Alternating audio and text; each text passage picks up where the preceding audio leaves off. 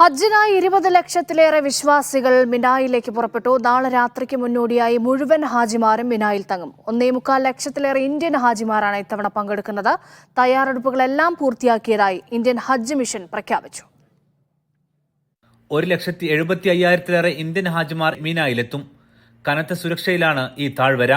ഹജ്ജ് ഏജൻസികൾ ഏർപ്പെടുത്തുന്ന ബസ്സുകളിലാകും ഹാജിമാർ മീനായിലെത്തുക. On 13th June, from the evening, the pilgrims will start moving to the holy sites of Mina.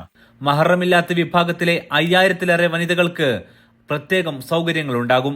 മീനയ്ക്ക് പോകാൻ ഒരു പേടിയില്ല. അല്ലാഹനെ ഏൽപ്പിച്ച് വരുന്ന എന്താണോ വരുന്നത് അത് സ്വീകരിക്കാൻ ഞങ്ങൾ തയ്യാറാണ്. അറഫ കഴിഞ്ഞാൽ ഹാജിമാർ സ്വന്തം നിലക്കാകും കർമ്മങ്ങൾ പൂർത്തിയാക്കാൻ കഅബക്കരികിലേക്ക് പോവുക.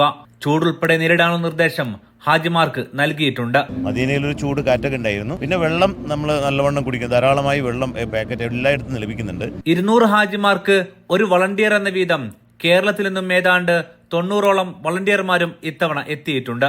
മക്കയിൽ നിന്നും സാബിത് സലീമിനൊപ്പം അഫ്താബുർ റഹ്മാൻ, മീഡിയ 1.